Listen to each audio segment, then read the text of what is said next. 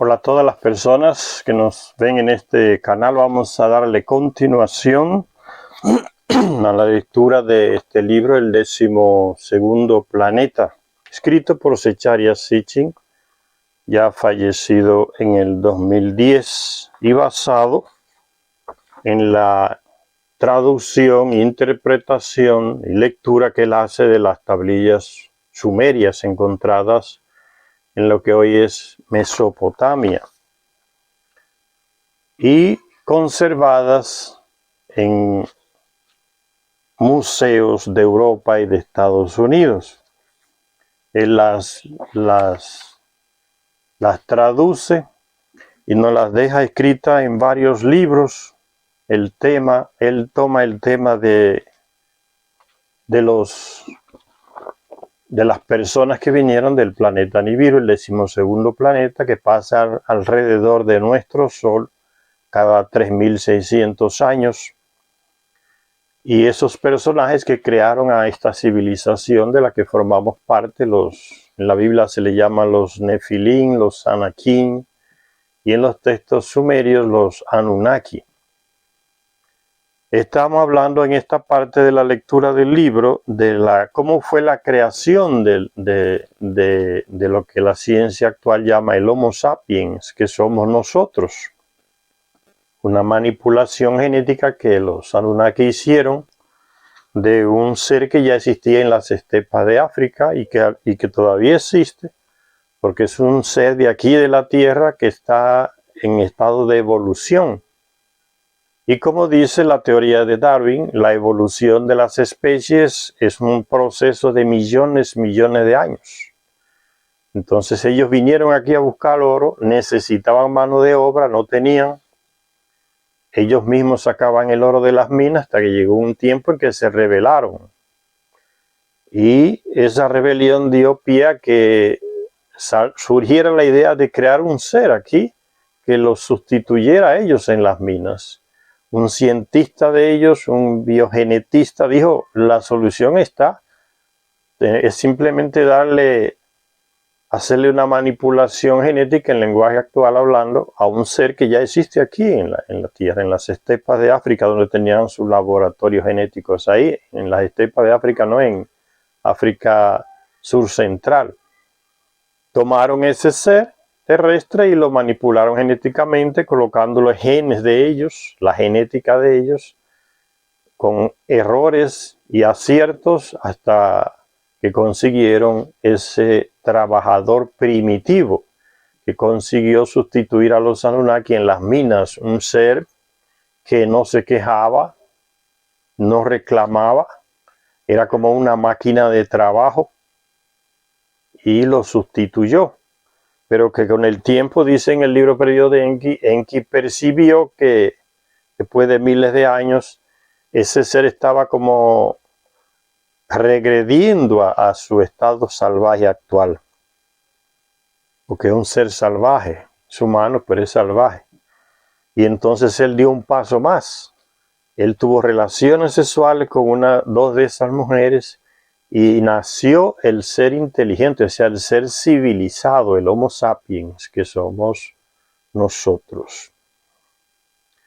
Y esos textos babilónicos y sumerios en las tablillas es la fuente de donde salieron los textos del libro del Génesis en el Antiguo Testamento de la Biblia, en los cuales se nos hablan diferentes temas que ya están en las tablillas sumerias. Por ejemplo, el tema de la creación del hombre. Dice que en la Biblia todo se le atribuye a un tal Yahvé. Eso es fruto de la manipulación que hicieron los católicos, teólogos católicos y los escribas judíos. Todos se lo atribuyen a un Dios, tal Yahvé. Eso se llama el monoteísmo, que entró y tomó el texto bíblico escrito en hebreo antiguo y lo manipuló diciendo que todo, donde se habla en plural, él intenta, no siempre lo consigue el manipulador, decirnos que es una sola deidad o un Dios tal Yahvé que está haciendo las cosas. En el capítulo 5 del Génesis dice: al cual se le llama el libro de las genealogías de Adán, afirma que el día en que Elohim creó a Adán, a semejanza de Elohim él lo hizo, macho y hembra él los creó, y los bendijo y los llamó Adán, el mismo día de su creación. Entonces, Zecharia Sitchin, que es experto también en el hebreo antiguo, en el idioma en el que está escrita la Biblia original, él sabe y él nos aclara que Elohim es un término plural, significaría como dioses, los Elohim, y no el tal Yahvé o Dios como el monoteísmo lo quiere presentar en estas Biblias que tenemos manipuladas. Entonces Elohim son ellos, y rastro de esa posición se encuentra en la misma Biblia. En el mismo Génesis vemos que no se está refiriendo a un Dios tal Yahvé, sino que son varios. El texto se dice, el del Génesis, hagamos al hombre, a nuestra. Son palabras plurales, o sea, hay una persona conversando con otras. No es un Dios, no es un tal Yahvé que está diciendo. Entonces, en los mismos textos antiguos se contradice esa visión manipuladora del monoteísmo. En la misma frase sigue diciendo Zecharia Sitchin, comentando ese texto del Génesis, se nos dice que la deidad creó a su imagen y semejanza solo un único ser, el Adán. Y luego se nos dice en aparente contradicción que ambos, macho y hembra, fueron creados simultáneamente. Y las contradicciones parecen agudizarse más en el segundo capítulo del Génesis, que es el que concretamente nos cuenta que Adán estuvo solo por un tiempo hasta que la deidad lo hizo dormir y elaboró una mujer a partir de su costilla. Esta contradicción que ha confundido a eruditos y teólogos a lo largo de siglos desaparece en el momento en que nos damos cuenta de que los textos bíblicos eran una condensación, o sea, un resumen bien apretado. Es lo que quiere decir Zecharia Sitchin. Los textos bíblicos en el Antiguo Testamento son una condensación, pero muy condensada de los textos babilónicos y sumerios. Entonces no dicen todos los detalles porque están muy condensados, resumidos. Entonces esa condensación confunde a los expertos y a los eruditos que se han matado la cabeza por años intentando traducir correctamente lo que dicen esos textos. Ahora, cuando se descubrieron las tablillas en Mesopotamia y esos textos antiguos, más antiguos, sumerios, babilónicos y sumerios, ahí sí aparecen los detalles. Ahí no está condensada, por ejemplo, la narración de la creación. Ahí está con los detalles. Y eso es lo que Zecharia Sitchin nos deja como un tesoro grande. Esas traducciones de esas tablillas donde está detalladamente cómo fue el relato de la creación y no la condensación extrema que hace el texto bíblico, que lleva a pensar que es un texto contradictorio, como está diciendo Zecharia Sitchin. Dice, esta contradicción que ha confundido a eruditos y teólogos, o sea que el texto de la Biblia está tan condensado que parece contradecirse, ¿no? En un momento aparece el Adán siendo creado solo y dejado solo, después como que Dios, ese tal Dios que coloca el biblista, como que lo ve y le hace una compañera. Y más adelante entonces viene la contradicción, el mismo texto del Génesis, ¿no? En que dice que Dios lo creó hombre y mujer. Ya primero dijo que lo creó primero a Adán y después a la mujer de la costilla, después dice que no, que lo creó Adán, hombre y mujer lo creó.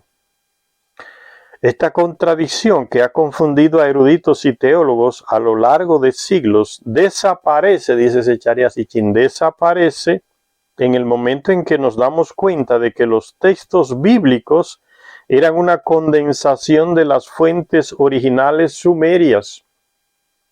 Estas fuentes nos informan de que después de intentar forjar un trabajador primitivo, mezclando homínidos con animales, los dioses llegaron a la conclusión de que la única mezcla que funcionaría sería la de los homínidos con los mismos Nefilim o Anunnaki, llamados de dioses por los terrestres. Después de varios intentos infructuosos, se hizo un modelo, Adapa o Adán. Al principio solo había un Adán.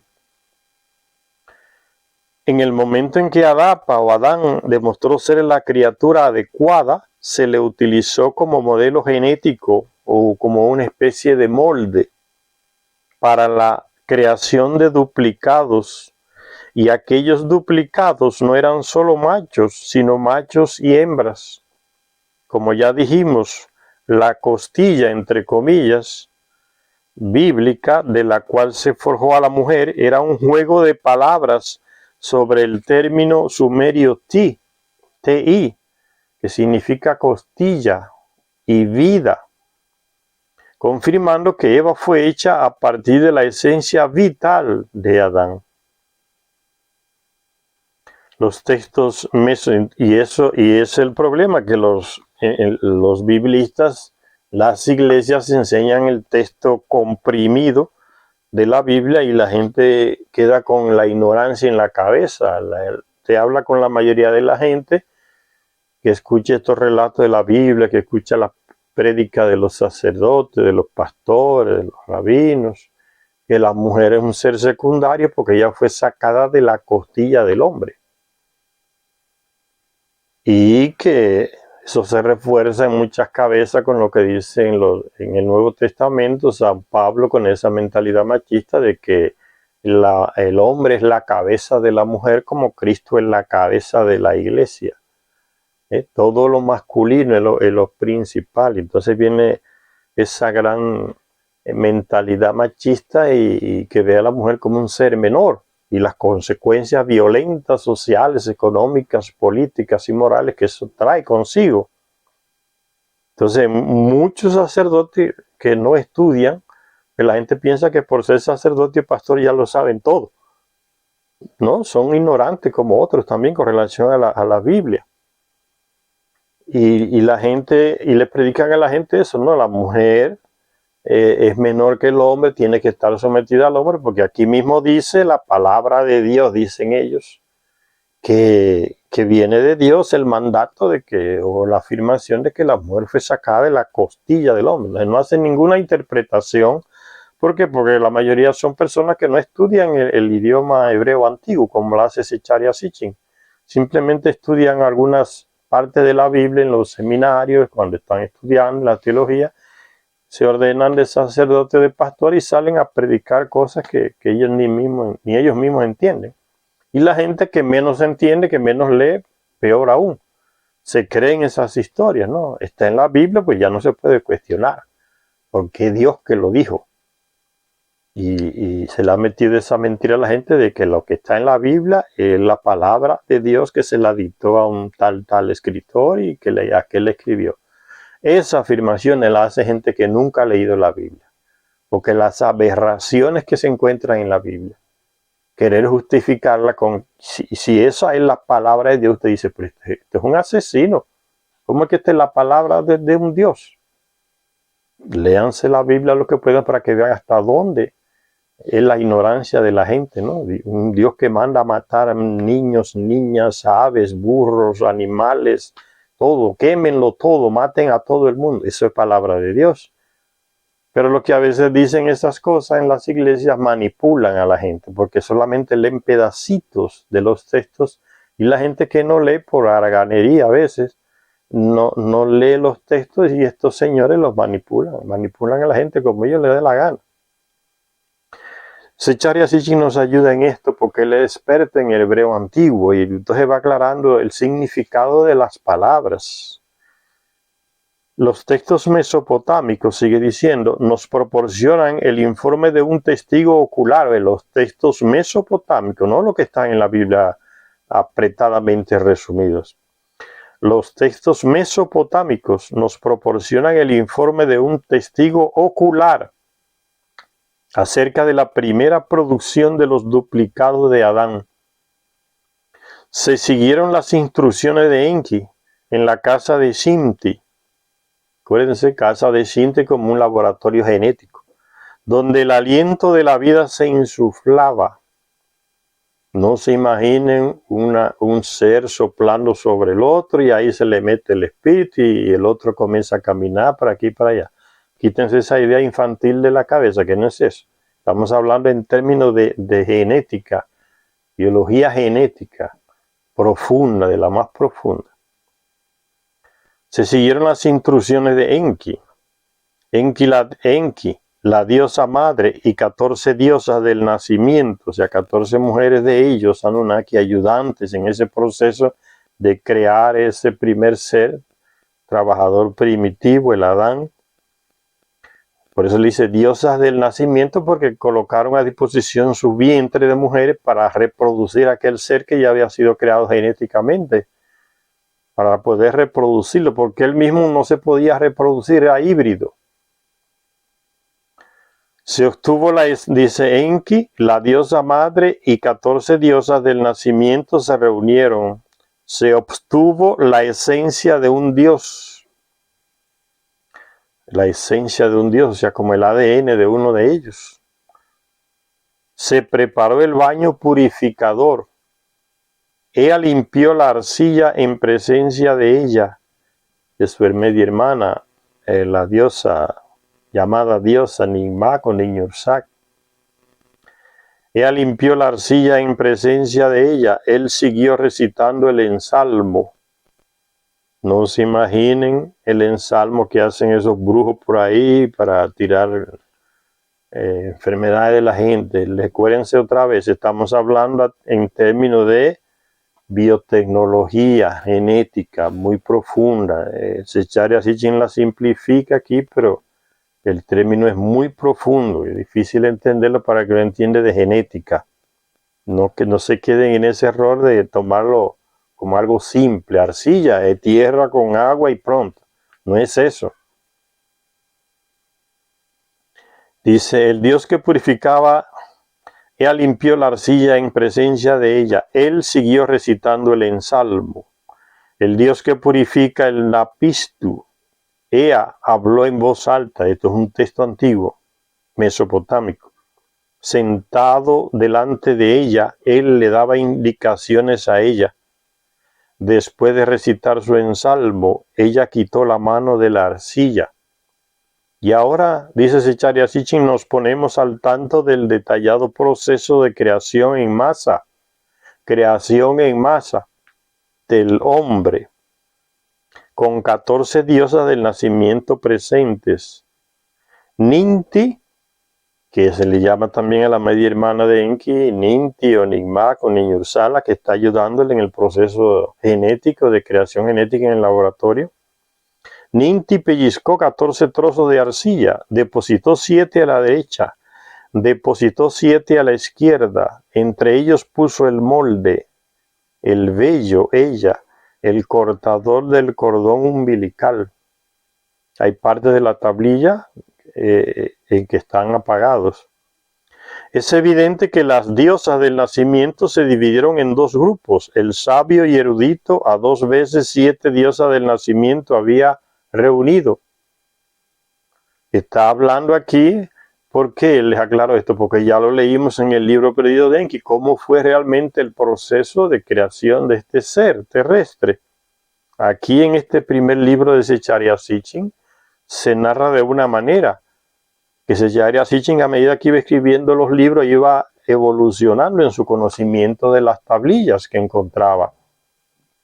Entonces, en el libro perdido de Enki, que se escribe más tarde, después que le escribió 3 o 4 o 5 libros, encuentra el material en las tablillas que hablan y reúne y se forma el libro perdido de Enki. Entonces, él mismo aclara muchas cosas en ese libro perdido de Enki que aquí no las aclara, porque él también fue leyendo más, profundizando más, encontrando material nuevo para entender mejor los primeros que él encontró, que leyó, que tradujo. Entonces, estos detalles de la creación él los perfecciona mejor en el libro perdido de Enki que ya les leímos. Es evidente que las diosas del nacimiento se dividieron en dos grupos. El sabio y erudito a 2 veces 7 diosas del nacimiento había reunido. El sabio y erudito es Ea o Enki. En sus úteros la diosa madre depositó la arcilla mezclada. ¿Qué es lo que está depositando en el útero de esas mujeres Anunnaki que ofrecieron su vientre para reproducir ese primer ser terrestre, el trabajador primitivo, el Adán? No es arcilla o tierra mezclada con agua, y eso no es lo que le está introduciendo en el útero. ¿Qué es lo que se introduce en el útero para que se produzca un ser? Ya hoy lo sabemos. Es un óvulo fecundado en laboratorio. Entonces, cuando se habla de arcilla mezclada hay que entenderlo por ahí. Hay atisbos de una intervención quirúrgica, lógico, para poder implantarlo. La eliminación o afeitado del vello, el vello púbico. Eso es lo que se hace cuando se va a implantar un óvulo en la mujer hoy, un óvulo que se ha reproducido en laboratorio.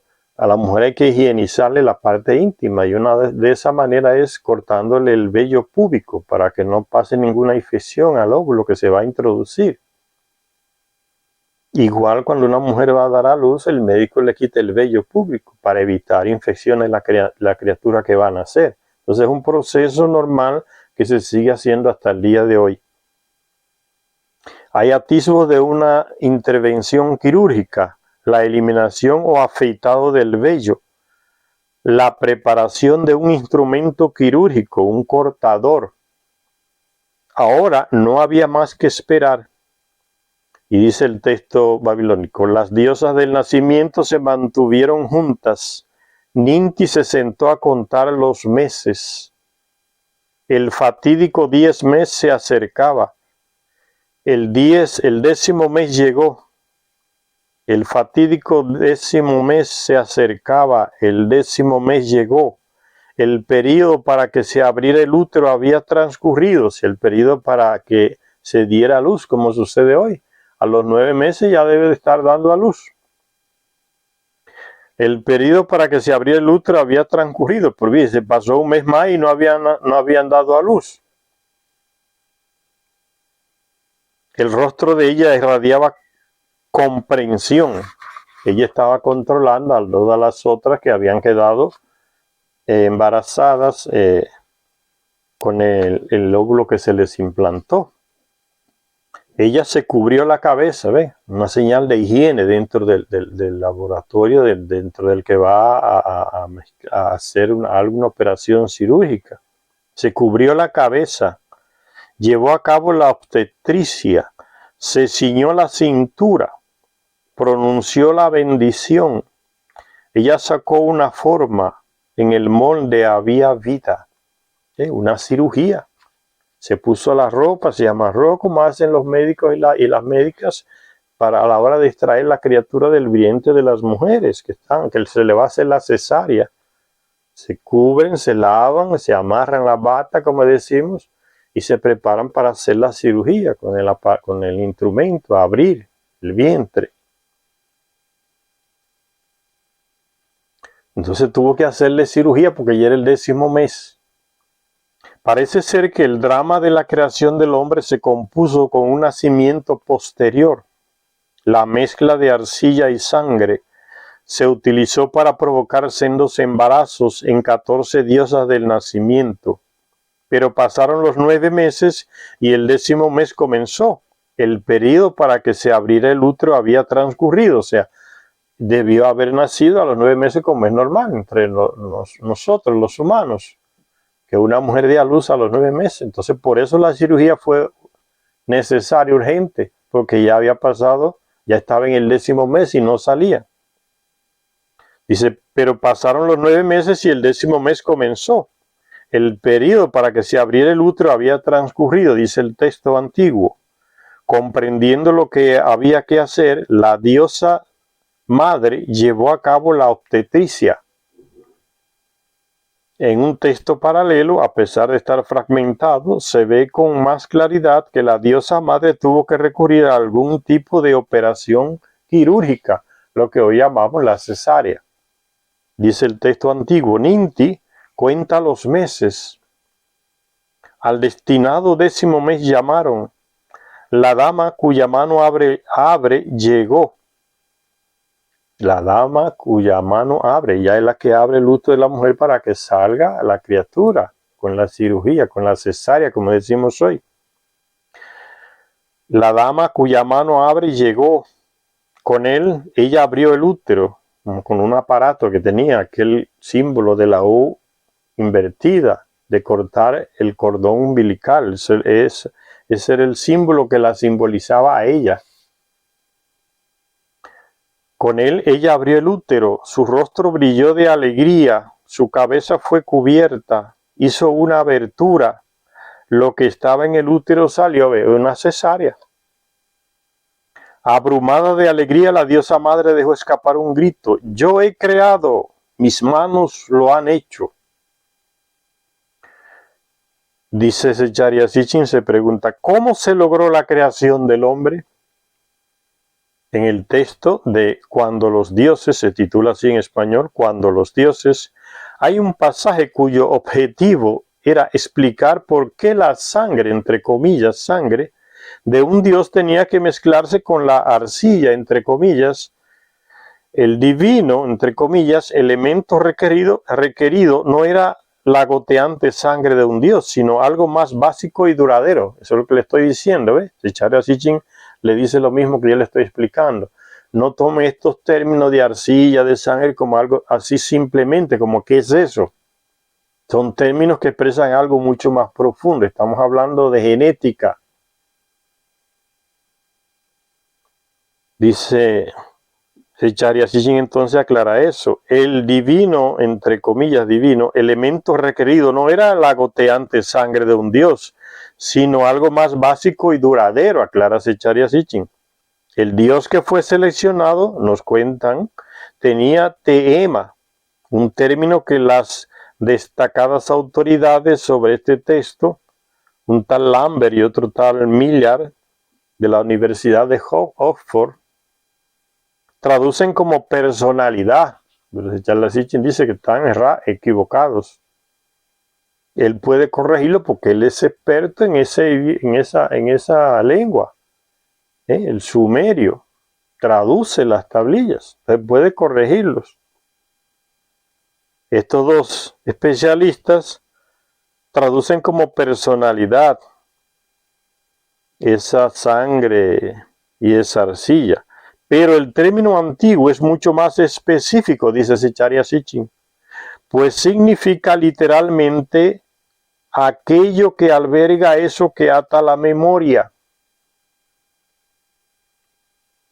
Y lo que es más, el mismo término aparece en la versión acadia como etemu, que se traduce como espíritu. En ambos casos se trata de algo, entre comillas ese algo, en la sangre del Dios que era el repositorio de su individualidad. Tenemos la certidumbre de que todo esto no eran más que distintas maneras de decir que lo que buscaba Ea o Enki cuando sometió la sangre del Dios a una serie de baños purificadores, entre comillas, eran los genes del Dios. Ven, estamos hablando de genética profunda, por eso hay que tener cuidado con la terminología, no tomarla como algo simple así. Es la sangre, así la sangre que uno derrama, no era eso. La sangre de un Dios, es la sangre de uno de ellos que tomaron. Dice Zecharia Sitchin, parece todo entender que eran los genes de ese Dios, o sea, la genética para transmitirla en ese óvulo. También se nos explica el propósito de la mezcla del elemento divino con el terrestre. Dice el texto antiguo, en la arcilla el Dios y el hombre se atarán. ¿Ve? Entonces no es arcilla de tierra, barro, es algo más profundo. En la arcilla el Dios y el hombre se atarán. Es la mezcla que se preparó, el baño purificador, dice el texto antiguo. En la arcilla el Dios y el hombre se atarán. A la unidad llevados juntos, tenemos el mismo ADN de ellos, porque somos compatibles, por eso somos compatibles. De manera que hasta el final de los días, la carne y el alma que un Dios ha madurado, esa alma es un parentesco de sangre, está atada. Esa alma en un parentesco de sangre está atada. Con su señal la vida proclamará. De manera que esto no se olvide, que el alma en un parentesco de sangre está atada. O sea, hasta a nivel de la personalidad, de la genética, mejor dicho, estamos combinados con ellos, con los Anunnaki, a través de esos genes, esa genética de ese llamado Dios, uno de ellos que Enki tomó la genética de él y la mezcló con la del terrestre, ese homínido. Son palabras, dice Charya Sitchin, son palabras mayores, pero poco comprendidas por los estudiosos, ¿ve? Ahí está la crítica de Charya Sitchin a estos llamados expertos. Son palabras mayores, pero poco comprendidas por los estudiosos. Entonces ya les dije, Charya Sitchin tiene autoridad para cuestionar a estos expertos, porque él sabe traducir, sabe la gramática del texto antiguo, sumerio, babilonio. Entonces tiene autoridad para hacerlo.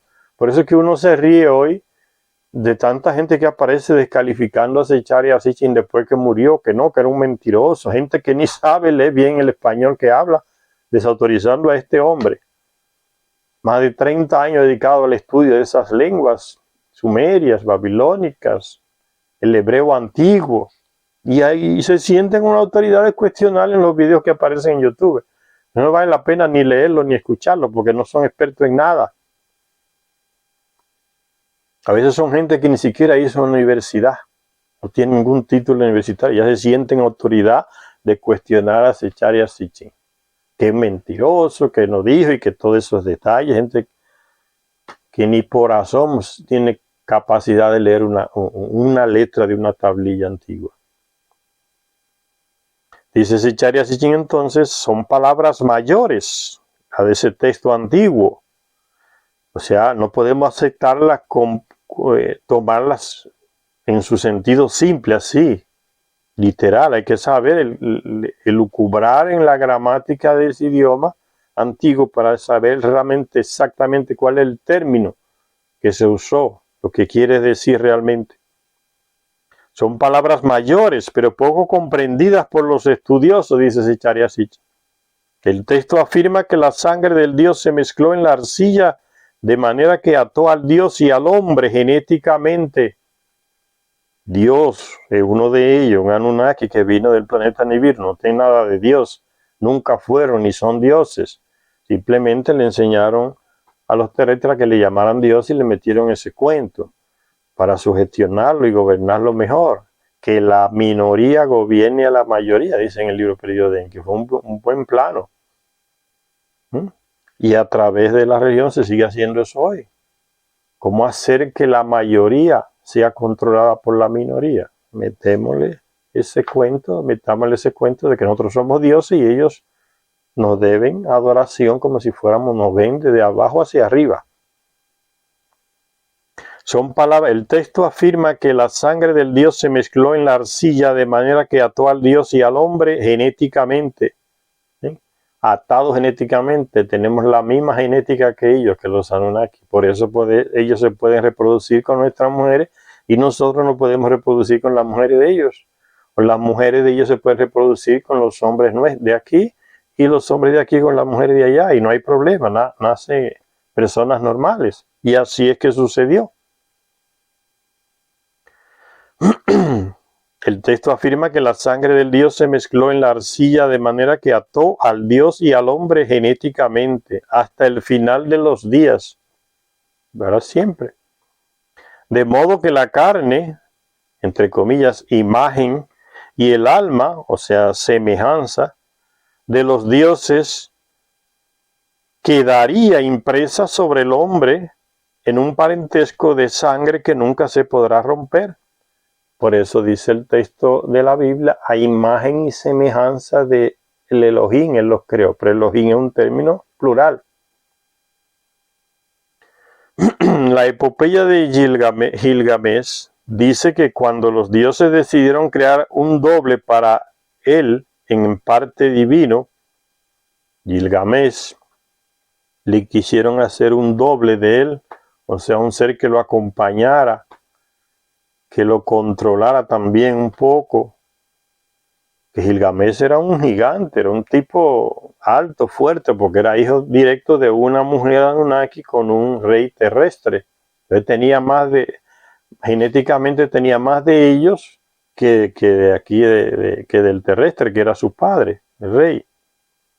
Gilgamesh dice que cuando los dioses decidieron crear, la epopeya de Gilgamesh dice que cuando los dioses decidieron crear un doble para él, en parte divino, crear un doble para él en parte divino Gilgamesh, la diosa madre mezcló arcilla, entre comillas, con la esencia del dios Ninurta, la esencia entre comillas. Más tarde, en el texto, la mítica fuerza de Enkidu, que fue el ser que fue creado para acompañar a Gilgamesh, fuerte como él, o más, dice, la mítica fuerza de Enkidu se atribuye a que tiene en él la esencia de Anu, porque Ninurta, descendiente de Enlil, Enlil era hijo de Anu, el rey de Nibiru. Por eso se dice la esencia de Anu. Un elemento que adquirió a través de Ninurta, nieto de Anu. La palabra Kadia Kisir se refiere a una esencia, entre comillas, una concentración, entre comillas, que poseían los dioses de los cielos. Un tal Evelyn resumió sus esfuerzos por comprender el significado exacto de la palabra Kisir, afirmando que como esencia o algún otro matiz del término podía aplicarse bien a las deidades, así como a los proyectiles del cielo.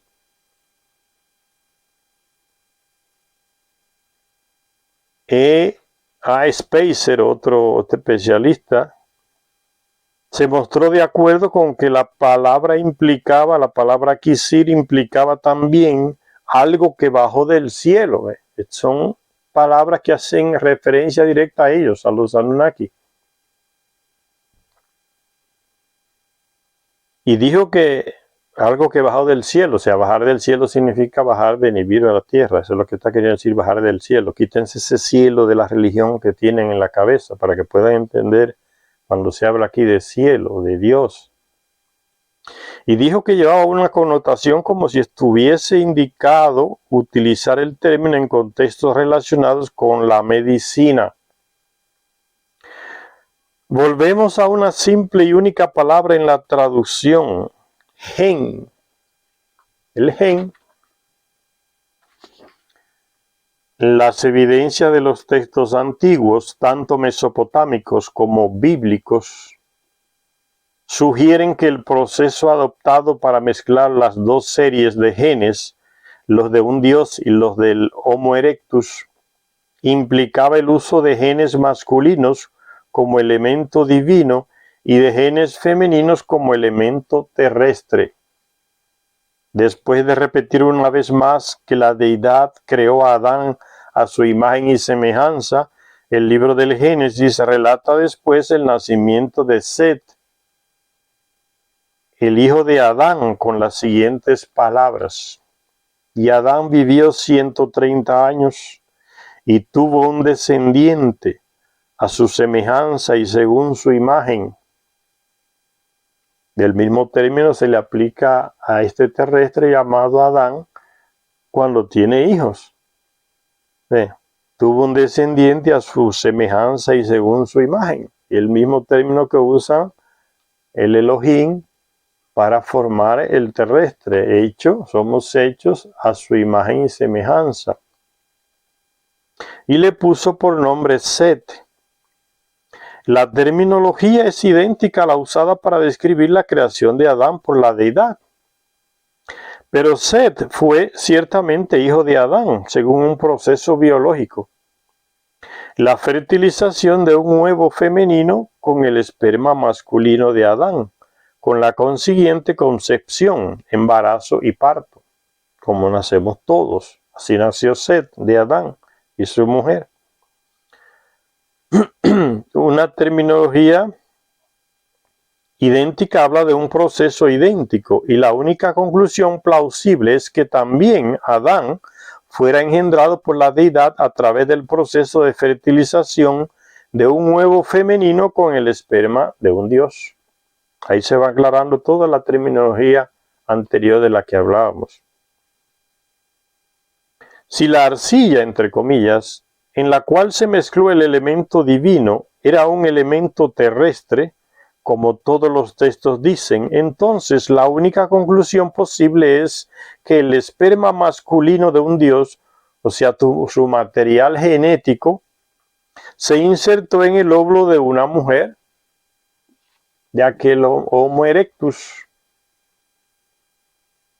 El término acadio para la arcilla, entre comillas, o más bien arcilla de moldear, es titi, pero su ortografía original era tiit, aquello que está con vida significa.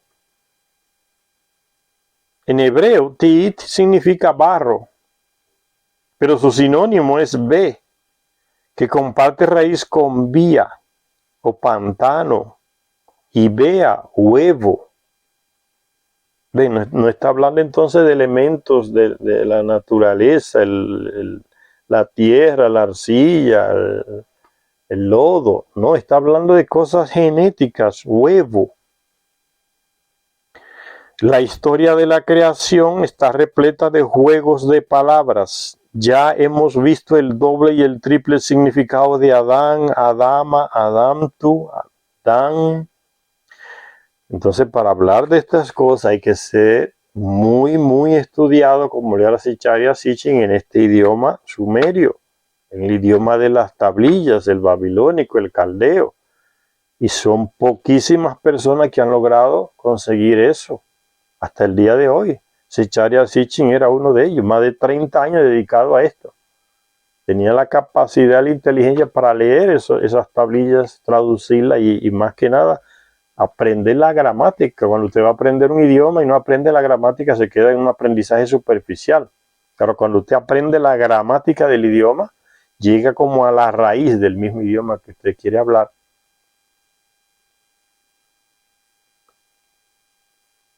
El epíteto para la diosa madre, Ninti, que significa tanto dama de la vida como dama de la costilla, ¿por qué no entonces bea, o sea, arcilla, barro, huevo? Como un juego de palabras para el óvulo femenino. ¿Ven? Ya se va aclarando el significado de las cosas. Se está refiriendo al óvulo femenino. El óvulo de una hembra, de Homo erectus, fertilizado con los genes de un dios. Fue eso que sucedió, como leímos ya en el libro perdido de Enki, donde Zecharia Sitchin traduce otras tablillas y encuentra más profundidad en los textos. Y llega más profundo que lo que plantea en este primer libro de él. El óvulo de una hembra de Homo erectus, fertilizado con los genes de un dios, se implantó posteriormente en el útero de la esposa de Ea, Ninki. Y después de obtenido el modelo, se implantaron se implantaron duplicados de esto en los úteros de las diosas del nacimiento. Entonces, de ese óvulo femenino se le implantó primero a la esposa de Enki, que se ofreció su útero para desarrollar ese óvulo fecundado. Y después ese mismo óvulo fecundado se insertó en el vientre de esas 14 mujeres que Enki, la compañera de Enki, Ninti, media hermana de él, llamaron, y estas mujeres aceptaron ofrecer sus vientres para guardar ese óvulo fecundado.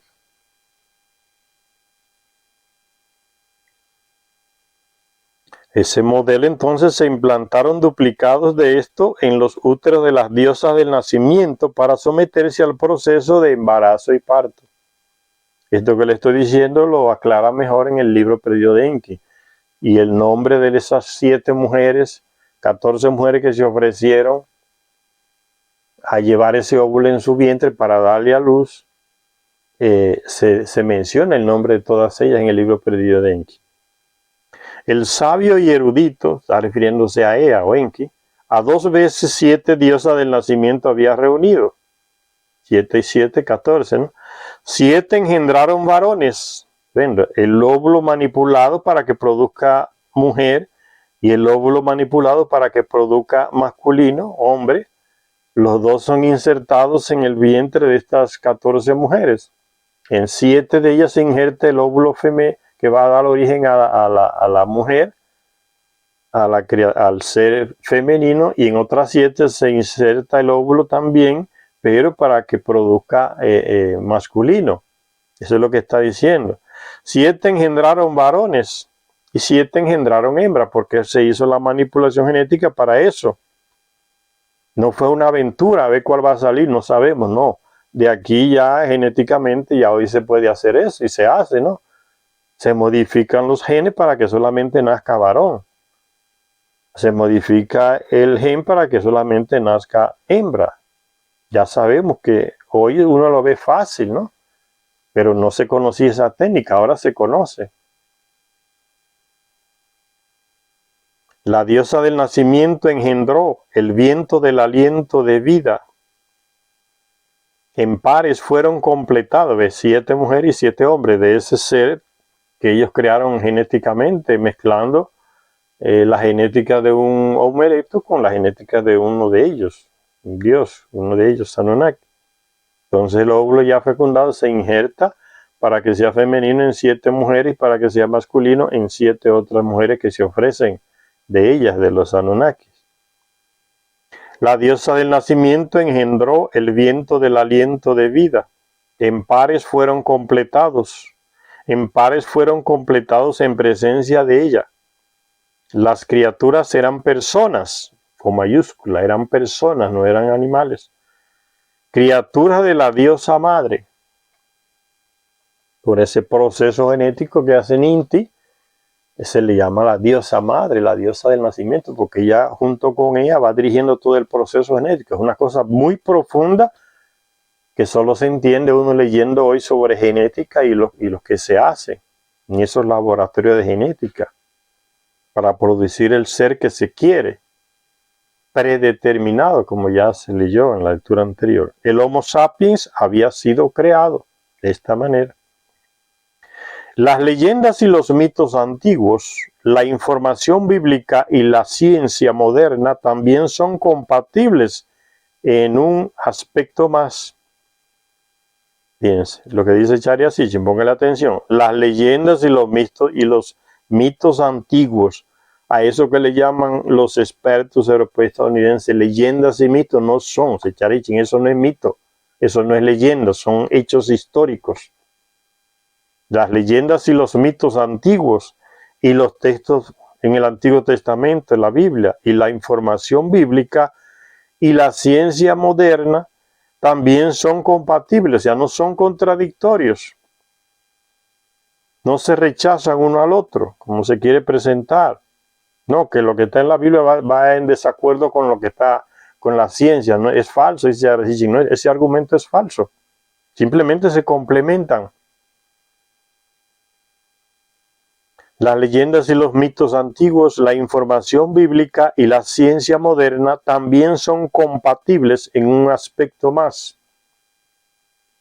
Al igual que los descubrimientos de los antropólogos modernos de que el hombre, con mayúscula, evolucionó y emergió en el sudeste de África, los textos mesopotámicos sugieren que la creación del hombre tuvo lugar en el Apsu, en el mundo inferior, donde se encontraba el país de las minas. Están hablando de lo mismo, solo que en otro lenguaje, no hay contradicción. En el sudeste de África, el mundo inferior, donde se encontraba el país de las minas. Junto con Adapa, el modelo, entre comillas, del hombre, algunos textos mencionan a la sagrada Amama, la mujer de la tierra, cuya morada estaba en el Apsu. En el texto de la creación del hombre, Enki le da las siguientes instrucciones a la diosa madre, a su media hermana Ninti. Mezcla a un corazón la arcilla del fundamento de la tierra, justo por encima del Apsu. En un himno a las creaciones de ella, que el Apsu modeló como su morada, se dice, o sea, él se fue a vivir, él vivía en el Apsu, o sea, en el centro sur de África, tenía Enki su residencia, tenía sus laboratorios genéticos, tenía cantidad de seres guardados en jaulas, seres que él había capturado en las estepas de África, seres que él había creado genéticamente. Era todo un laboratorio, una casa de la vida, como se dice en los textos antiguos. El divino Ea en el Apsu, que es ese sur de África, tomó un pellizco de arcilla, creó a Kuya para restaurar los templos. El himno prosigue haciendo una relación de los especialistas en la construcción. Templo es la casa donde donde vivían ellos, los Anunnaki, dioses llamados por los terrestres. El himno prosigue haciendo una relación de los especialistas en la construcción de los templos, así como de los encargados de los abundantes productos de la montaña y el mar, que fueron creados por Ea. Todos se infiere a partir de trozos de arcilla pellizcada en el Apsu, el país de las minas en el mundo inferior, arcilla entre comillas. Los textos dejan suficientemente claro que aunque ella construyó una casa de ladrillo junto al agua en Eridu, ahí en Mesopotamia, en el sur, en el Apsu construyó, en el Apsu y ahora es África del Sur, en el Apsu construyó una casa adornada con plata y piedras preciosas. Fue allí donde su criatura, el hombre, tuvo su origen. Eso es lo que ustedes ven cómo Sechares va uniendo las tres tendencias, ¿no? La ciencia, la teoría de la evolución de Darwin y los textos bíblicos. Él los va uniendo para mostrándonos que no hay contradicción entre ellos, simplemente se complementan. Las contradicciones las han sacado la gente que no han estudiado profundamente los textos babilónicos y sumerios, como lo hace Secharia Sitchin, para descubrirnos que no hay contradicción, se complementan. Entonces todo combina, la creación del ser fue hecha ahí en laboratorios en el sur de África, en el Apsu, donde Enki tenía sus casas, sus laboratorios. Y ya la ciencia dice lo mismo, el ser humano salió de África y se expandió por otros continentes. No hay contradicción.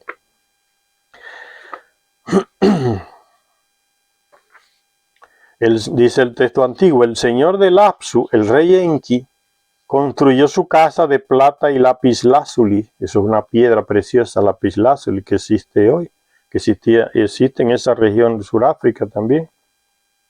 De plata, trabajar los metales. De plata y lapislázuli como luz centelleante, el Padre forjó convenientemente en el Apsu. El Padre es él, porque crea también al terrestre, ¿no? La madre es Ninti, su media hermana, y él es el Padre, ¿no? Los dos genetistas grandes que crean el terrestre. El Padre forjó convenientemente en el Apsu las criaturas de semblante brillante. Subiendo del Apsu, puso en pie por todas partes el señor Nudimmud. Puso el pie por todas partes, andó por todas partes. El señor Nudimmud. Nudimmud es el mismo Ea o Enki. Nudimmud significa el que hace cosas. Es otro epíteto de Ea o Enki. El señor Nudimmud, el Padre. Uno puede llegar a la conclusión a partir de los distintos textos de que la creación del hombre provocó una escisión entre los dioses. Parece que, al menos al principio, los nuevos trabajadores primitivos, este es el ser que se cree el trabajador primitivo, como ya le expliqué, parece que al menos al principio los nuevos trabajadores primitivos se restringieron al país de las minas, o sea, los que fueron creados se enviaron a trabajar en las minas ahí en Sudáfrica, en el sur de África, y no habían sido enviados a Mesopotamia, donde estaba desarrollándose la gran civilización de ellos, de los Anunnaki, la civilización. Entonces, no, recuérdense que todos estaban exigiendo servidores y este trabajador primitivo es creado para que sustituya a los dioses con el pico y la pala en el trabajo de las minas. Un ser que no se cansa, que no grita, que no reclama cuando está derrengado, que le duele nada. Eso es una máquina de trabajo. Y ellos, los Anunnaki, vieron la solución a todos sus trabajos en ese ser que se creó. Y comenzó la disputa entre ellos, ¿no? Queremos esos seres aquí para que hagan todo por nosotros, que nos cocinen, que nos laven, que nos construyan las casas o los templos, que nos hagan todo. Porque ese ser no reclama nada, no tiene la capacidad. Es como un robot de trabajar, ese trabajador primitivo que ha sido creado. Y por eso dice Zecharia Sitchin, uno puede llegar a la conclusión a partir de los distintos textos, él lee varios textos, de que la creación del hombre provocó una escisión entre los dioses. Parece que al menos al principio los nuevos trabajadores primitivos, en mayúscula, se restringieron al país de las minas, ya en África, en el sur de África. Se crearon y iban siendo enviados a trabajar en las minas, en el sur de África. Como consecuencia de ello, a los Anunnaki que estaban trabajando duramente en la misma Sumer, ahora pasa aquí a Mesopotamia, se les negaron los beneficios de la nueva mano de obra. O sea, no tuvieron ese ser, no se le enviaron trabajadores primitivos a ellos para librarlo del trabajo diario que ellos tenían allá. Un desconcertante, ya habían creado entonces mano de obra que lo sustituyera. Un desconcertante texto al que estudiosos llaman el mito de la piqueta, ¿ves? Todo le meten el título de mito, estos benditos europeos y estadounidenses. Como no estudian profundamente los textos como hace Zecharia Sitchin, a todo le llaman mitología mito y mitología, por ahí se van, no mudan, no cambian nada. El mito de la piqueta. Es de hecho la crónica de los acontecimientos, ese texto llamado en español el mito de la piqueta. Solo escribe uno que ya le mencioné, que fue como el modelo que esos llamados expertos europeos y estadounidenses tomaron. El tal Samuel Noah Kramer, que escribió Todo comenzó en Sumeria. Y él llama a todos esos textos que son eso que es pura mitología. Por eso a todo le mete el mote de mito por delante. El mito no sé qué, el mito de Enki, el mito de Adán, el mito de la piqueta, todo es mitología para ellos. Ya les hablé mucho sobre ese personaje anteriormente. Zecharia Sitchin va más allá de esas concepciones que tienen esos expertos. Entonces en ese dice, un desconcertante texto al que estudiosos llaman, dice Zecharia Sitchin, esos estudiosos llaman al texto de mito de la piqueta, es de hecho la crónica de los acontecimientos por los cuales los Anunnaki que estaban en Sumer, bajo el mando de Enlil, consiguieron su justa parte de gente de cabeza negra. Ya en el libro perdido de Enki vimos esto, por esto lo podemos aclarar. ¿A qué se refiere aquí? Que después de miles de años en que ese ser fue reproducido en serie, trabajador primitivo, los Anunnaki dijeron, envíennos también a nosotros ese trabajador primitivo para que nos sustituyan las labores aquí, en Sumeria. Todos los están siendo enviados a las minas, allá, a sustituir los que estaban en las minas. Pero aquí también tenemos trabajo de todo tipo, criar animales, cortar cosas, trabajar, hacernos todo. Denos una parte de esa gente, o sea, se estaban repartiendo la mano de obra que ellos crearon. Y el objetivo fue ese, crear esa mano de obra que los sustituyera a ellos en los duros trabajos.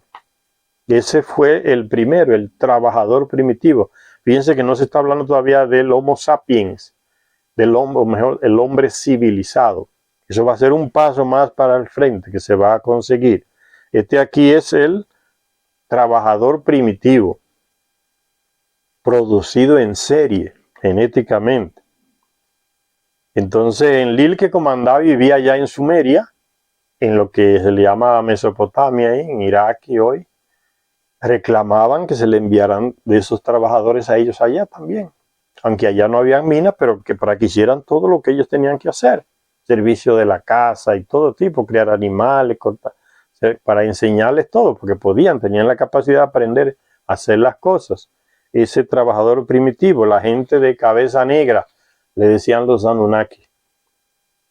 Intentando restablecer el orden normal, Enlil tomó una decisión extrema, la de cortar los contactos entre el cielo, o sea, el 12º planeta, o las naves espaciales también podrían referirse al cielo que circulaban en órbita del planeta Tierra. Puede ser el cielo también para ellos. Enlil, que era el comandante en jefe, tomó una decisión extrema, la de cortar los contactos entre el cielo y la Tierra, o sea, contacto con el 10º planeta Nibiru y contacto con las naves grandes madres que orbitaban el planeta Tierra. Intentando restablecer, dice, el orden normal. Y lanzó una acción drástica contra el lugar donde la carne brotaba, o sea, no le comunicó nada al rey Anu, debió comunicárselo, y ni a los que estaban orbitando en sus naves el planeta Tierra, y dio la orden para que vayan allá al sur de África a capturar esos seres primitivos para que los llevaran a Sumeria para que trabajaran para ellos. O sea, querían mano de obra. Dice el texto antiguo, el Señor, lo que es apropiado hizo que sucediera. ¿Quién es el Señor? Enlil, el medio hermano de Enki, que comandaba a ellos, todos ellos aquí en la tierra, y vivía ahí en Mesopotamia. El Señor, lo que es apropiado hizo que sucediera. El Señor Enlil, cuyas decisiones eran inalterables, verdaderamente se apresuró a separar el cielo de la tierra. Él tenía el aparato ahí en Sumeria, en la ciudad de Nippur. Tenía los aparatos y ahí estaba el centro de comando de todo, centro de la misión de ellos aquí en la tierra. Tenía los aparatos ahí a través de los cuales se comunicaba directamente con Nibiru, con su padre Anu, el rey de Nibiru, y el contacto con todo lo que eran naves y cosas que estaban fuera de Mesopotamia. Entonces el que tiene ese poder elimina la comunicación. Hoy se hace eso. Para conseguir un objetivo, las grandes potencias censuran a muchos medios de comunicación. ¿Para qué? Para que tal región del planeta no se entere de lo que ellos están haciendo y no les metan presión encima de lo que está pasando en Ucrania. Vamos a censurar los medios rusos en el mundo entero, o aquí en Occidente, mejor dicho, para que la gente de por aquí no se entere, para que la gente en Estados Unidos no nos reclame nada, porque no saben, que le llegue la mala información que nosotros le damos.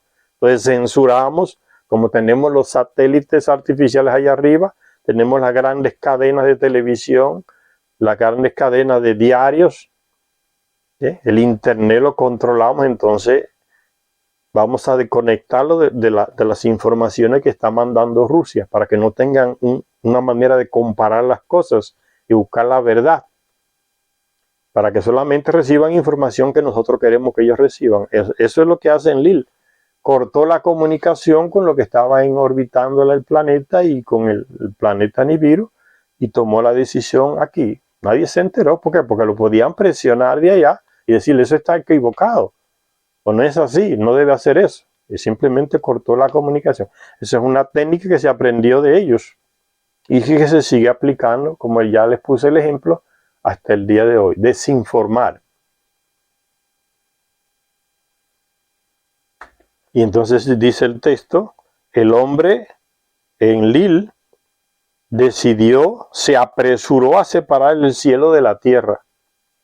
Bien, si uno no lo interpreta bien el texto, la gente que escucha se confunde. ¿Cómo es que un hombre puede separar el cielo de la tierra? Que no es nada de eso. Es la comunicación. Él era el comandante en jefe, como les expliqué, y cortó la comunicación con Nibiru y con lo que están orbitando la Tierra para que no se enteren de la decisión que él va a tomar, para que no lo cuestionen. Porque el plano era mandar a buscar allá a las estepas de África a ese ser primitivo y traerlo en masa, cazarlo, sea como sea, contra la voluntad de Enki que los creó allá y su media hermana, y llevarlos a Sumeria para que tener mano de obra también. No barata, sino gratis. El señor Enlil, cuyas decisiones eran inalterables, verdaderamente se apresuró a separar el cielo de la tierra para que los creados pudieran salir.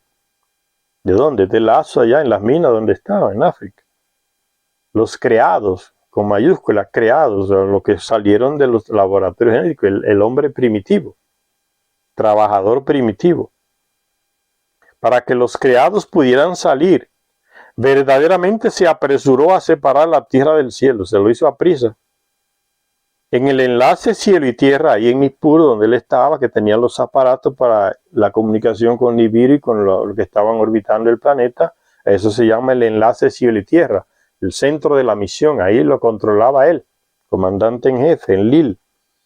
En el enlace cielo-tierra hizo un corte, cortó la comunicación, para que los creados pudieran subir desde el lugar donde la carne brotaba, en el Apsu, en África, donde fue creado.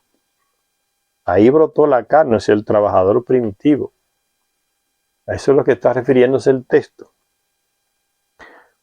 Dice Secharia Sitchin, contra el país de la piqueta y la cesta, allá en las minas de Sudáfrica, el Apsu, donde comandaba Enki.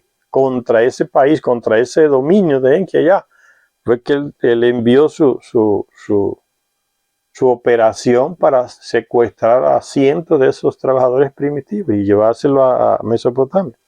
Contra el país de la piqueta y la cesta, esos seres primitivos vivían enterrados en esas minas, extrayendo con el pico y la pala, llenando cestas de tierra mezclada con los minerales y llevándola a un lugar para purificarla. Eso era un trabajo horrible que los Anunnaki hicieron por miles de años, ya no aguantaba más. Entonces se creó ese ser terrestre para que lo suplantara. Por eso se dice aquí,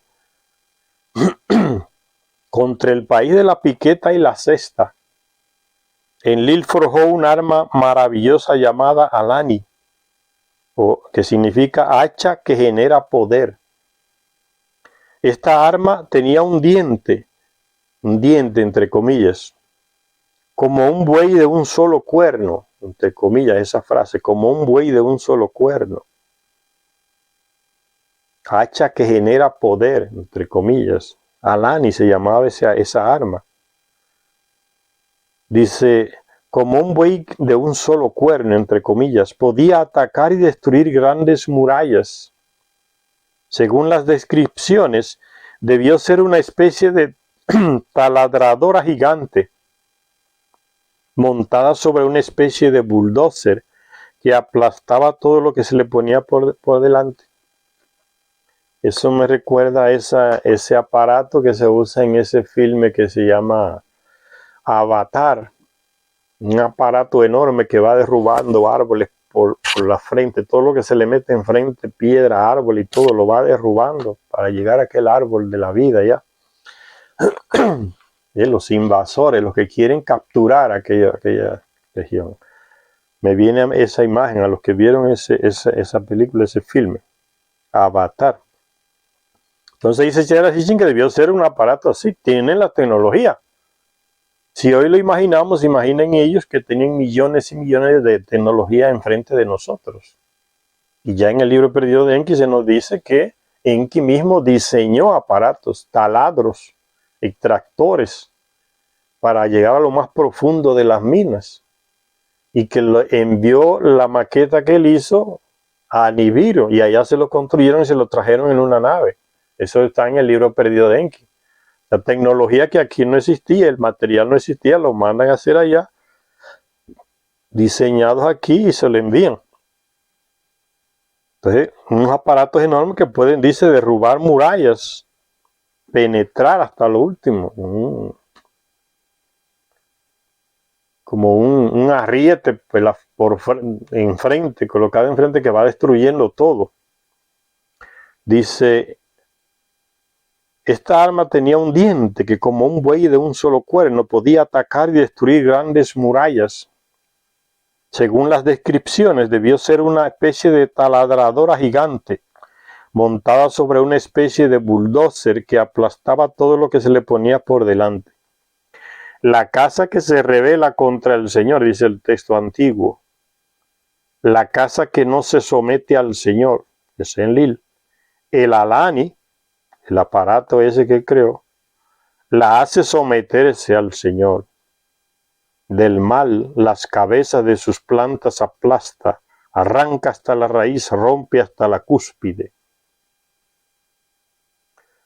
Dice Charia Sitchin, armando su artefacto como con un gran rasgador de tierras, Enlil lanzó su ataque allá en el Apsu, donde estaba ese ser que había creado Enki, su media hermana, matándose, trabajando en las minas, y que ya estaba por miles, se había desarrollado. Entonces, no nos quieren mandar servidores, entonces lo vamos a tomar a la fuerza. Una decisión arbitraria que no contó con la anuencia de su padre Anu, como debía ser. Por eso dice que desconectó todo para que nadie pudiera comunicarse con Anu. Y le pusieron pare a esa situación, a esa aventura. Armando su artefacto con un rasgador de tierra, Enlil lanzó su ataque. El Señor hizo sacar el Alani, le dio sus órdenes, puso el rasgador de tierra como corona en la cabeza. Y es como una punta, como un ariete que va enfrente del aparato aquel enorme. Y lo metió en el lugar donde carne brotaba, lo llevó al Apsu, allá, al sur de África. En el agujero estaba la cabeza de un hombre. El primitivo metido allá en los agujeros, en las minas trabajando. Eso es lo que quiere decir. No significa que había una cabeza cortada allá, no habla nada de eso, señores. No sean simplistas a la hora de leer estos textos. Y se mandó el aparato y arrasó y llegó allá a las mismas minas y se metió a lo profundo. Dice, en el agujero estaba la cabeza de un hombre, o sea, los trabajadores primitivos metidos allá en la profundidad de esas minas trabajando como animales. Desde el suelo la gente se abría paso hacia Enlil. Salieron. Él miró a sus cabezas negras con aspecto resuelto. Agradecidos los Anunnaki, ¿cuáles? Los que estaban en Sumeria, que iban a recibir mano de obra barata, no iban a hacer nada. Agradecidos por esta acción de Enlil, los Anunnaki hicieron sus solicitudes ante la llegada de los trabajadores primitivos y no perdieron tiempo en ponerlos a trabajar. A mí me dan 40, a mí me dan 50, a mí me dan 60, a mí me dan 30. Se los repartieron como una cosa.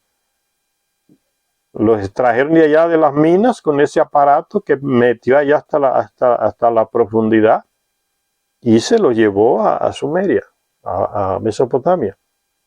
Y allá cada uno de los Anunnaki que vivía comenzó a pedir su parte. Yo quiero tanto y tanto. Le estoy explicando de manera sencilla para que se entienda el texto. El relato. Dice el texto antiguo, los Anunnaki subieron hacia él, hacia Enlil. Levantaron las manos recibiéndolo, aplacaron el corazón de Enlil con oraciones. Cabezas negras le pedían, el trabajador primitivo que le llamaban cabezas negras. Cabezas negras le pedían, a las personas de cabeza negra les hicieron coger la piqueta. Del mismo modo, el libro del Génesis transmite la información de que el Adán fue creado en algún lugar al oeste de Mesopotamia para después ser llevado al este, desde Sudáfrica hasta Mesopotamia. Creado en algún lugar al oeste de qué, de Mesopotamia. Entonces está África, los territorios de Enki, donde están sus laboratorios genéticos. Por eso dice al oeste de Mesopotamia, para después ser llevados al este, a Mesopotamia, Sumeria. A Mesopotamia para trabajar en el jardín del Edén. O sea, todo lo que tipo de trabajo se les aplicó a ellos, a la mano de obra. Y la Biblia, dice Zecharia Sitchin, también complementa ese relato babilónico y sumerio. Está escrito, ¿no? Y plantó Dios un jardín y le dejó al hombre y a la mujer, ¿para qué? Para que los trabajaran. O sea, ahora son ustedes que se van a encargar de eso aquí, ya no somos nosotros. Y está hablando del mismo texto, por eso él dice que no se contradicen. Del mismo modo, el libro del Génesis transmite la información de que el Adán fue creado en algún lugar al oeste de Mesopotamia, para después ser llevado al este, a Mesopotamia, para trabajar en el jardín del Edén. Dice el texto bíblico, y la deidad Yahvé plantó un huerto en Edén, en el este, y tomó al Adán y lo puso en el jardín del Edén para que lo trabajara y lo cuidara. Está hablando del trabajador primitivo. Yo creo que se va entendiendo el texto poco a poco. Sigue diciendo en la lectura, la insistente creencia del hombre de que hubo una edad dorada en su prehistoria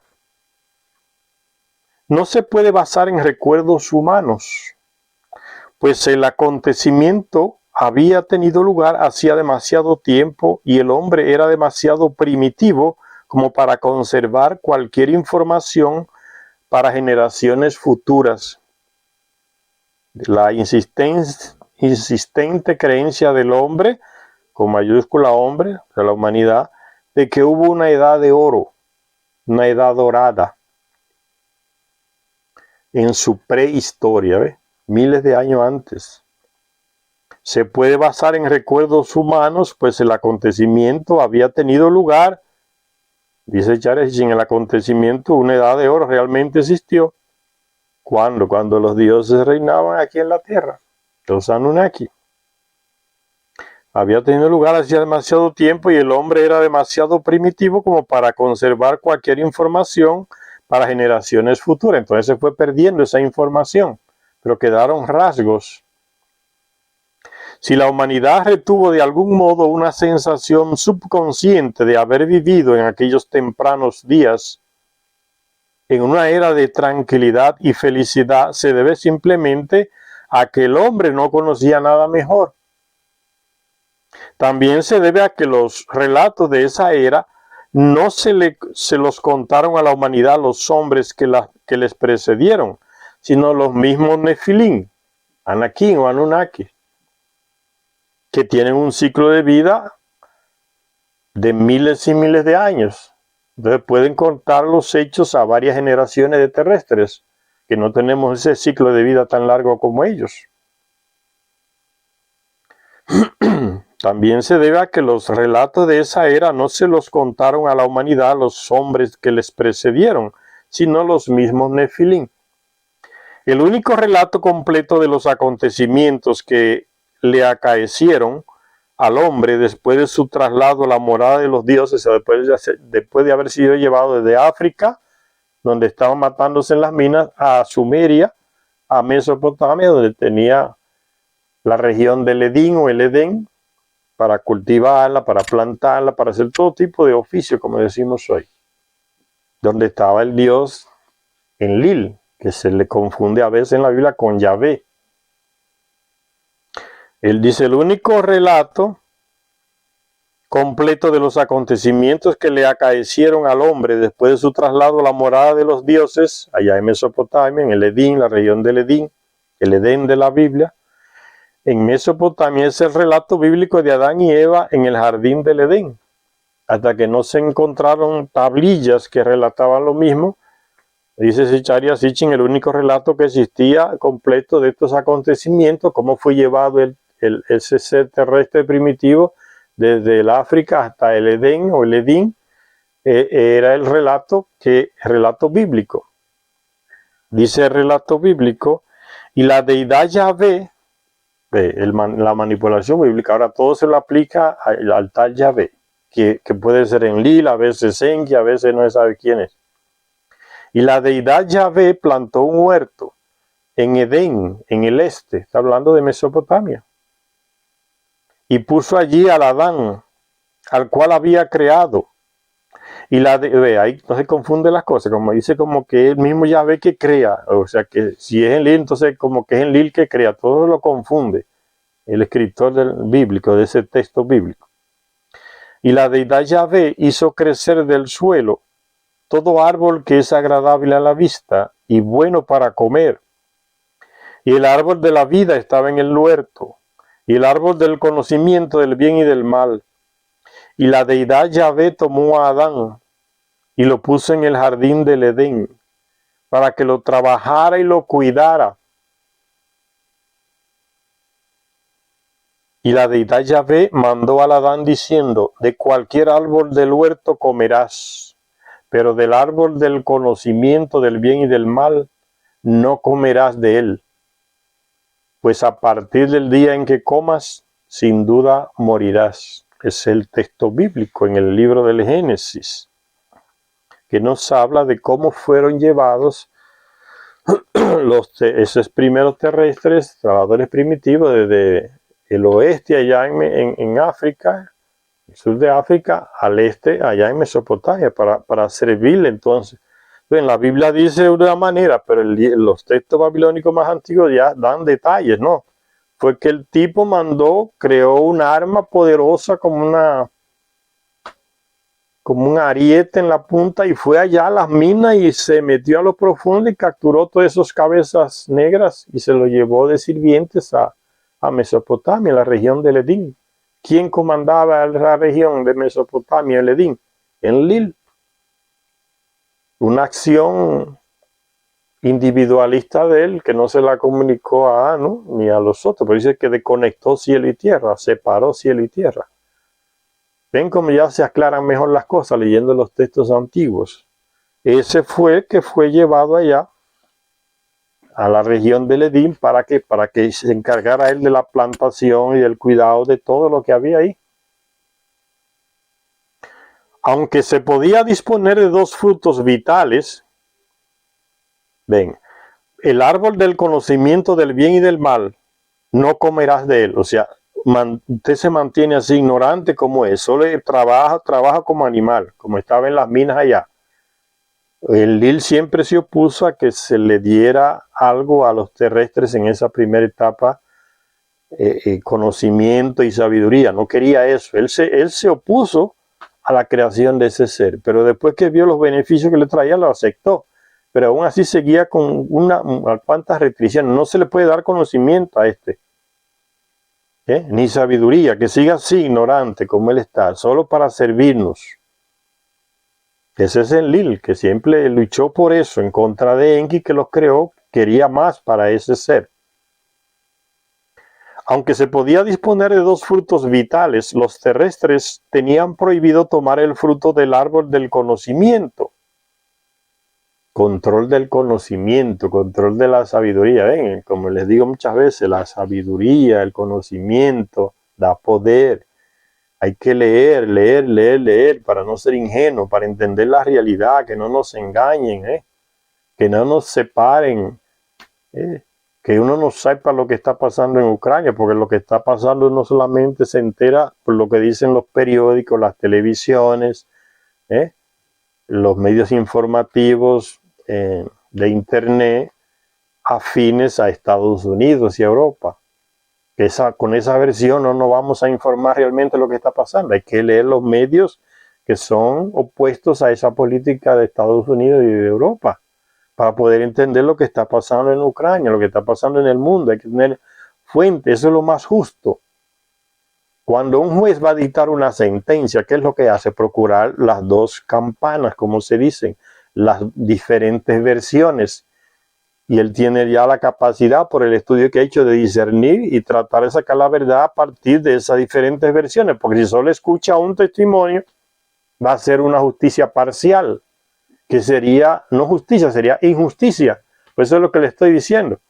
Si usted eso se entera de lo que está pasando en Ucrania a partir de lo que dice aquí en Occidente, Estados Unidos, Europa, y no se lee lo que dicen los rusos, los iranianos, los chinos, que tienen otro punto de vista, entonces usted no se va a enterar de la realidad, no va a ser justo. Usted va a juzgar desde un punto de vista que es injusto, entonces lo que usted está haciendo. Tiene que enterarse, leer mucho por los medios que tenemos ahora en internet, se facilita eso, procurar las diferentes versiones y uno con su inteligencia puede sacar las conclusiones. Para eso hay que leer, instruirse, para no ser ignorante y que nos manipulen. Porque hay gente, millones de personas que solo creen lo que le presenta la televisión de su país, que ya está vendida y controlada por los banqueros y jefes de Estados Unidos, sobre todo. Entonces solamente tienen esa versión, solamente se guían por eso. Entonces no tienen la sabiduría necesaria para echar el juicio, pero aún así juzgan con lo que están cometiendo una injusticia. Y esa es la técnica que usan ellos, eso no cae del cielo, ya lo ven como hizo Enlil. Vamos a cortar la comunicación con los rusos, a decirle a la gente que son todos malditos, invasores, asesinos. Que el mentiroso siempre piensa que el otro es el mentiroso y no él. Y entonces la gente eso cree lo que dicen los estadounidenses, ¿no? Rusia está acabando con Ucrania y las imágenes que ven son las que ponen las televisiones y los medios de afines a Estados Unidos, a lo que dicen los rusos, lo que dicen los cubanos, lo que dicen los iranianos, lo que dicen los chinos. La gente no se entera de esas cosas, porque ya de antemano creen en la mentira que le metieron los estadounidenses. Aquellos son los malos, nosotros somos los buenos. Y la gente como no lee, se olvida. Y todo el que dice contrario a esa visión estadounidense ya lo catalogan de que es pro chino, de que es pro ruso. Porque tiene versiones diferentes en su cabeza, no se deja manipular. Pero los ignorantes hacen eso y atacan desde el punto de vista particularista que tienen, que es ya injusto, porque no tienen las otras versiones. Son haraganes a la hora de informarse. Entonces es más fácil creer lo que dice el pastor, lo que dice el sacerdote, lo que dicen los medios de Estados Unidos, los medios europeos, y pronto ya esa es la verdad. Pero los hechos históricos te hablan, te dicen, ¿quién bombardeó Vietnam? ¿Quién bombardeó Yugoslavia? ¿Quién bombardeó Siria? ¿Quién bombardeó Irak? ¿Quién ha dado golpe de Estado y matado miles y millones de personas y no ha ido a la justicia nunca? Nadie los juzgó, nadie los condenó, nadie dijo, ahora estos son los enemigos del mundo. Esos son hechos históricos, no hay que ser ni comunista ni nada de esas cosas para uno informarse de esa visión. Esa es la realidad. Entonces hay que leer. Leyendo avanzamos, señores. Vamos a parar por acá para que la lectura no se haga muy extensa. Gracias a todas y a todos los que nos ven en este canal. Esperamos que le aprovechen estas lecturas.